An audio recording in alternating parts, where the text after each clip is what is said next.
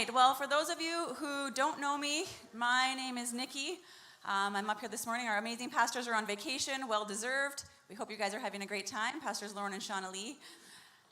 So it is my honor today to welcome our guest speaker. Although she's not a guest to Discovery Church, she's definitely family.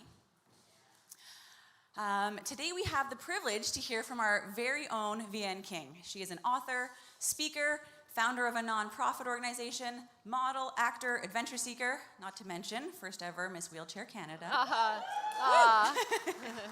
She travels internationally sharing her message of hope and courage, and if you haven't met her personally, I'd encourage you to do so. Her smile, her positive outlook, and her love of God is absolutely contagious.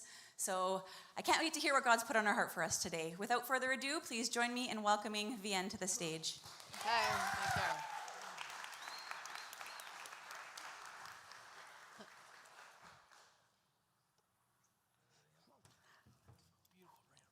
Devin, thank you so much for creating that for me. I really appreciate it. Sweetheart, could you put this stand on that side for me, please? Just thanks. I'm so excited that I get to share my heart. Thank you to Pastors Lauren and Pastor Shauna Lee, who just also happens to be family to me because he's my cousin, if you haven't known that already. But when he asked me to speak today, he told me that he's in a series. He was going to be in a series of the Beatitudes, and you guys, if you haven't watched that already, I would encourage you to go watch it. And who's learning something new about the blessings of God? Who's on learning something about how God blesses in unique ways? Like that is something that I've been experiencing in my own life. And today, I know one of our values at Discovery is encouragement. We value encouragement. And so today, I want to encourage you from stories from my heart, but also to encourage you to see blessings beyond your circumstance and the power of a courageous prayer. And I just want to say one of the blessings that I have in today is I got my own little front row cheerleaders here, so thank you for coming to support me. And I actually have Victoria's here today. She's from the cast of Push. If you haven't seen that, you can talk to me after about that. But anyway, so today I want to talk to you about blessings beyond your circumstances and the power of a courageous prayer. How many of you remember what you wished for or hoped for as a child? I know for me, I used to play this game. Have you ever played it, like 3 wishes? You could dream up whatever you want. It's like, oh, I wish, and oh, I wish. And so I remember one time I got really cheeky. This is me. Yeah. I got really cheeky, and I was like, at my 3rd wish, you only get 3, right? And so at my 3rd wish, I was like, I wish that all my wishes would come true. I was smart, right? Well, don't you wish, or wouldn't you like that your prayer life or your relationship like that would be with God like that? God, I wish that everything that I wish would come true and life would be great. That would be the biggest blessing of all, wouldn't it? I wonder if I went around the room this morning and said, what are you wishing for? What are you hoping for? What are you praying for? But also, if all of the prayers that you had prayed over this last week or even this last year, 10 years, what would your life be like? What would your life be like? Would your world around you be better? Like, would Jamie's life be better because of my prayers? Would Victoria's life be better because of my prayers? Or just my life? Or just my life? What is blessing? You know, there's a famous actor, his name is Jim Carrey. Everybody knows Jim Carrey, I think, right? I almost broke out in a little impersonation, but no, I decided against it.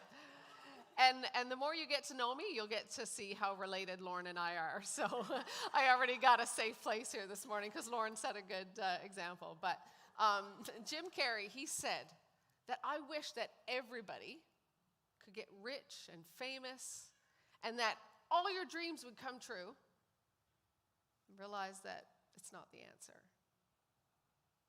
Well, what is the answer? What is the answer, Lois? What is the answer? What should I be praying? How should I be praying? What does it mean to be blessed? There's a man in the Bible named Jabez, if you don't know him. He's very easy to miss because there's only just one little prayer. And he's considered praying the most courageous prayer. And it's, oh God, bless me. Expand my territory. Be with me in all that I do. And keep me safe from trouble and pain. And God granted him his request. Well, Vienna, that sounds like a selfish prayer to me, don't you think, Darlene? A selfish prayer. How dare you ask God to bless you? What about blessing Jamie or Sheridan or, Pastor Lauren and Sean Lee? Why did he ask God to bless him?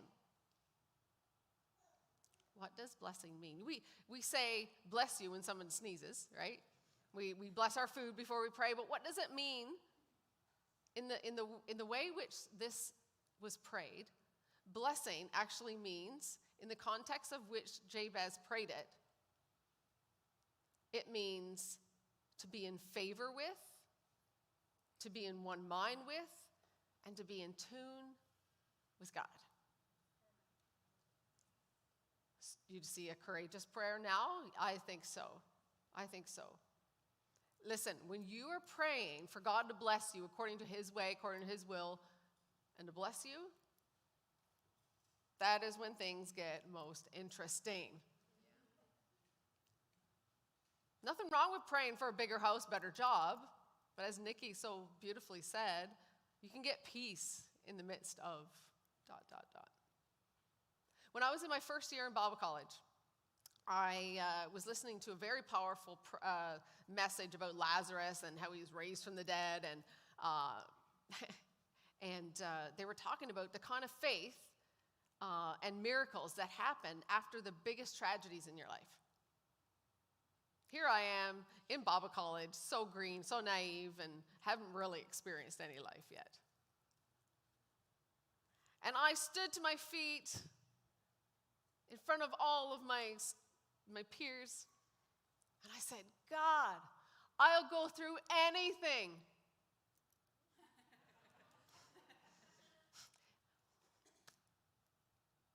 Just don't leave me. I'll go through anything if I know that you will be with me. Notice I didn't pray for a life without pain. Maybe I should have went back and...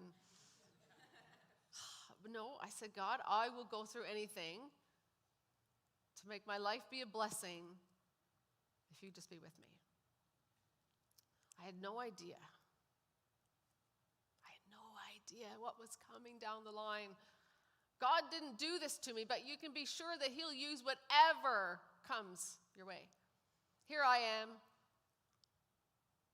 faced paralysis. I had no idea that I was going to, just after graduation, thinking, going to change the world.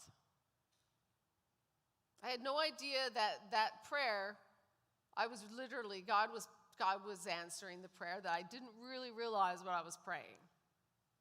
I was praying for the favor of God in my life.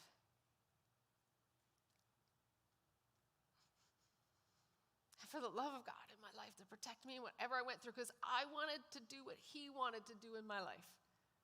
But I had no idea that I was going to go through paralysis, failure, almost lost my marriage, I lost my identity, I went away from God, and I'm like, I'm out. Because you know what?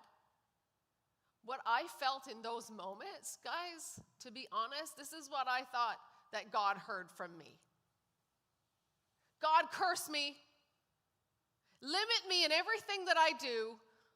Lead me right through danger. And oh, by the way, I don't need your protection. That was what I thought that he heard, because that's literally what I was experiencing. I came to the end of myself, and my story is so many layers of pain and just things. We make bad choices in our pain, but God is still with us. I came to the end of myself, and I was like, God, listen, if you can do anything with the mess and my loss of identity, I don't feel worthless. I feel worthless. All the thoughts and dreams I had for my future to make an impact on the world, I'm like, Here it is, all my brokenness, all my mess. You just take it.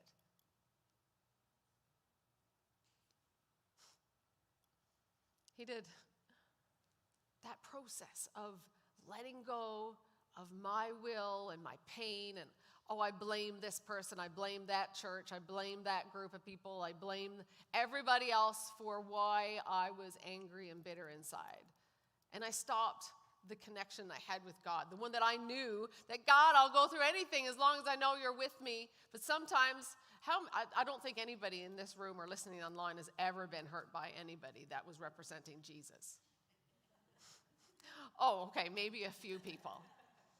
Because that's a whole other after-hours talk, I assure you, that we could all attest to.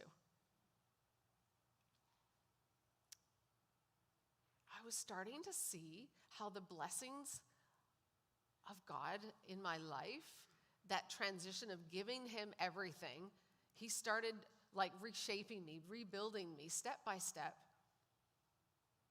He started helping me understand that blessings go beyond my circumstance. And the power of this courageous prayer that I didn't even know I was praying, but I was willing to let God have it. Back in 2012, I was sitting at the table with my father-in-law, and he was telling me about his trips. He always tells me about his trips, and he was talking about this one time when he was in Africa, and he was saying how he used to tell the story of Vaughn and I and our romantic love story, and what happened with us and how he stayed and all the things, right? And so he would tell this story. He would love to tell this story. And one time when he was in Africa, and we're sitting across the table, and he said, this gentleman, he came up to me after, and he said to me, he said, how can you allow this to happen? And he's like, I don't understand. What do you mean? How could you allow your son to marry this broken girl? Because in this culture, if you have a disability, then you can't have babies, you can't do this, you can't do that, and so you're really in society worthless. And he says, what would it take? He said, what if let's arrange a trip to go to Africa and speak to that culture? And I said yes, and I was like, again, what is up with me? I do these things, I say these things, and I have no idea what I'm getting into. Yes, I'll go. Okay, so follow through with me now. I'm going to tell you what happened in my mind. Okay, it's not accessible. Like when we talk about not accessible, it's just not accessible. And so anyway, I'm going. I'm like, okay, we're going. But you see, what I struggle with physically, this wheelchair is not necessarily the biggest struggle. It's the physical, internal health, and my digestion and all those things. And just as a little tip or a little note, my bathroom routine for 16 years was anywhere from 3 to 8 hours. So it was just intense. So a good day was 1 or 2 hours, right, honey? Talk to him, he knows all about it. Anyway, so I was excited because I'm like, God is going to heal me.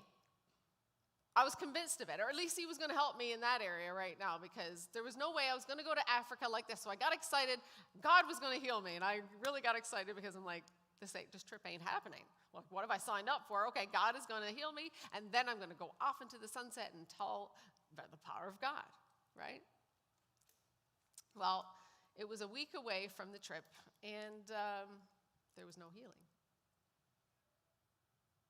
Here I am, probably on my 3rd hour in the bathroom. I was so mad. I was so mad at God. Like, God, I know you see me. I know you see me. And if you cared about me, somebody online is thinking God don't care. Somebody in this room is thinking God don't care. That's what I felt. I'm like, God, you don't care about me. And if you did, you take it. If you did, you take it. I went to bed that night just so broken and just like, God, why haven't you taken it? Woke up the next morning and I opened my devotional. And I saw the title of the devotional for that day. You keep track of all my tears.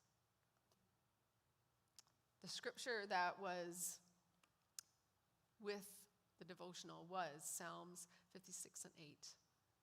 You keep track of all my sorrows. You've collected all my tears in your bottle. You know, the devotional went on to say that it's a common misconception if God doesn't rescue you from your pain, well, it must mean that he just doesn't care. He put a finger right where he knew I needed. And so I was like, okay, God, he's not taking me from this, so he must mean that he's going to be with me in this. So off to Africa we go. Got to trust. Let it go. Surrender it to God, because there's no other way. This trip is happening. So I get to the airport. This is the next phase of the story, which is really incredible. So I get to the airport, and we got met by this beautiful entourage of people coming to greet us. And, hey, how's it going? And I go into the taxi that I'm set to go home in, or to the host home. As soon as we start driving through the poverty and just looking around and just the poverty, and I started, you're going to be 5 hours in the bathroom every day. You're not going to be able to do this. You're not going to be able to do that. Look at the accessibility. You're going to trip. It was a mistake. I started focusing on all the problems and everything, and I'm like, oh, I know we're not in Kansas anymore. Give me those red shoes, Dorothy. I need to get back to Canada. I thought I made a mistake. So we get to the host home. We unpack and have a nap and get ready for my first speaking engagement. And I'm sitting there, and my father-in-law turns to me, and he says, boy, have you made an impression. I'm like, all I did was cry and have a nap. Wow. I guess my work here is done. And then I told him what I just told you about leaving the airport, and oh man. He says, well, you know what? I was with the pastor in the other car. And he was moved to tears on the way home as well. He's like, what is this that I'm seeing? This girl in a wheelchair, she has so much joy. It didn't match with his theology. It didn't match with what he thought, that somebody that struggles that much or has that much pain can't be joyful. I was starting to see blessings beyond my circumstance and the power of a courageous prayer. I love stories because they really, my life is a whole big book I've written too, but there's just so many stories of God's blessings in my life that goes beyond my circumstance. I remember when we go every year, and this one was before COVID, we went to Canmore, Banff actually, for a week as a pastor's camp, and it was a conference, and it was coming to an end, and I was getting ready to go and drive my 4 hours back to Edmonton. And when we got down, my friend and my friend who drove with me, we went out to the car, and first thing she saw was, oh, you got a flat tire. I was like, oh no. Anyway, so I'm like, oh, we'll just pump it up and we'll be on our way. But that didn't happen that way. Realized that there was a screw. I needed to get a new tire. And so here I am. We drove to Canmore. Long story short, we begged the guy to let me in because there was no space that day to get in. But I put on the crocodile tears and was like, please, I need to go home. I'm tired. Anyway, so he took me in, and he's like, okay, we'll get you in after lunch. And this was probably 11 o'clock or whatever. So my friend and I, we went for lunch, and we're like, okay, great. We'll go for lunch, and we'll get my car back, and we'll just roll away. Well, we have lunch, and an hour later, and by this time, we're connecting with the locals, right, in the shop, and we're just chatting and whatever. Call, and an hour later, after lunch, still no sign of my car getting ready, still no sign. And one of the locals that was there, and he's like, listen, let me go over to the I don't know, whatever local repair shop that was. And he said, let me check in. Let me check in and see where things are at. Anyway, he comes back and he says, I got good news and bad news. I'll give you the bad news first. Your car ain't getting in today. You just wanted your money, right? But the good news is that I work for Cam Clark Ford. I just called them and I got you in. So yes, it was like, okay, so we got my car, went over, and we're talking, we're telling our story because everyone wants to know what's going on. And anyway, getting to meet the people, and also it was really cool because Going Farther is my organization, and Ford has got Go Farther as their whatever, and so there's just all these connections. With each divine appointment, with each delay came another divine appointment, another connection. I'm in somebody's office here talking about the love of God. I'm here, sharing my story here, sharing my story here. By the time it was ready for me to actually leave that day, the sales manager came up to the repair guy and he says, listen, if you don't give this girl 50% off, you're in trouble. His response was, well, I'm not giving her 50% off. I'm not charging her at all. And so I'm in tears, the manager's in tears, and I'm looking around and I realize that all the staff are standing around at this point, and I'm crying. I'm like, do you know what? It's not about the money. It's not about the money. And I had an opportunity to tell him that God used my flat tire and your encouragement today to show me that he's got me. And I don't need to worry about a thing. A flat tire. And so the next day, you can show the picture of us in the dealership. This is what happened before we left there. We're all didn't want to leave at that point, right? And I said, this is not about money, and we were all excited. Anyway, so we left that day, and I got home, and I wrote a little review on their website. And this is what they said. Thank you, Vienne, for the kind words. We are so grateful to serve you and your smile. Your positive outlook was contagious through the dealership. And all our staff left with a smile on their face. Look forward to seeing you again. I wonder what divine appointments or blessings we're missing out on because we're blinded by our circumstances. Listen, don't get me wrong.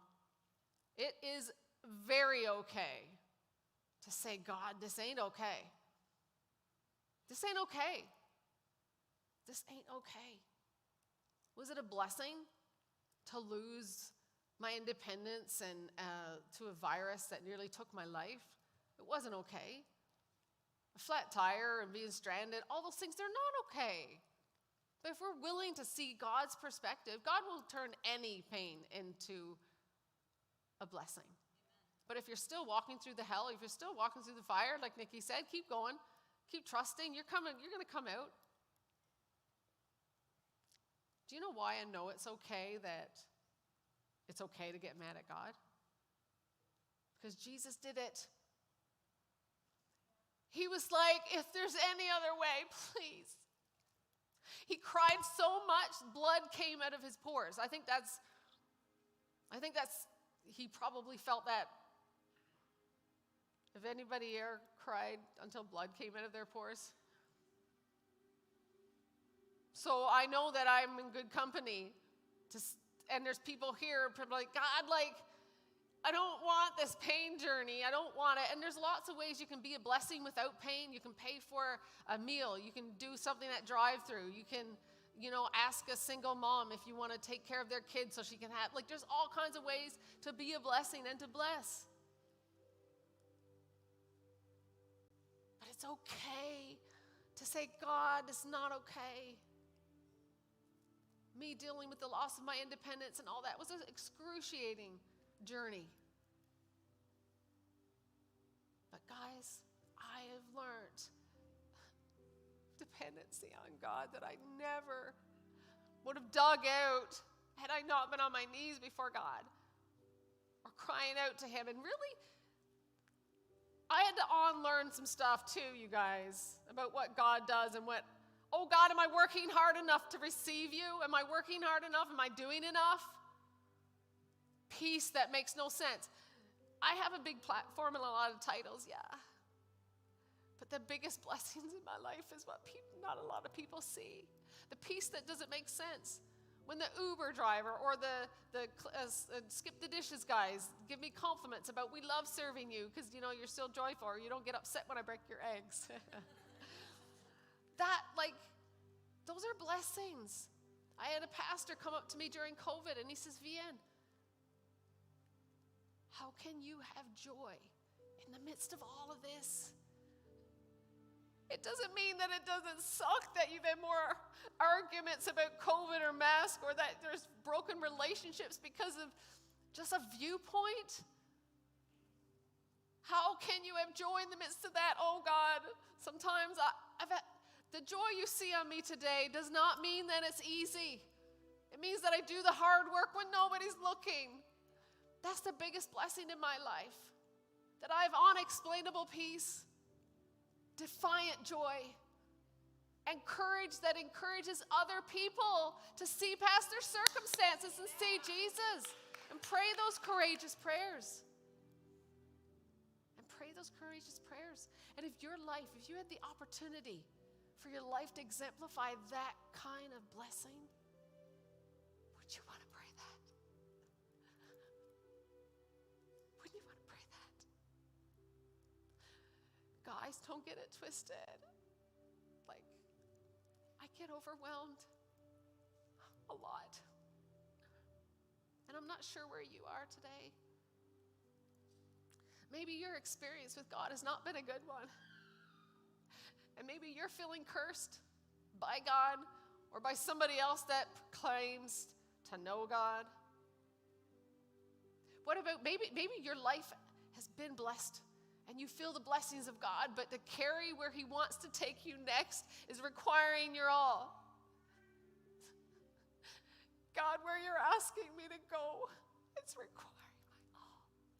And I don't know if I'm strong enough. But God, I'll go through anything as long as I know you're with me. Does anybody else want that? Does anybody else want that? Are you willing to surrender your will, your pride, your need for control to him? Are you ready to move forward to experience blessing? Oh, the blessing, expanded territory, the blessing beyond your circumstance. Are you willing to pray that prayer today? And there's a prayer I'm going to leave up on the screen just as we end here today. I just prayed my prayer. I got to realign my heart with God every day because there's always something, right, Victoria? Right, Pastor Lauren, right, Shauna Lee? They know it ain't easy for them either. But in your own way, could you pray and ask God to align your will with his? Because you want your life to be a blessing. And that you will allow him to bless you according to his will. And I promise you, it's going to be much better than you ever could pray on your own. I didn't know what I was praying. I wouldn't have asked to be in this chair. Hey, Victoria, I wouldn't have asked to be in this chair.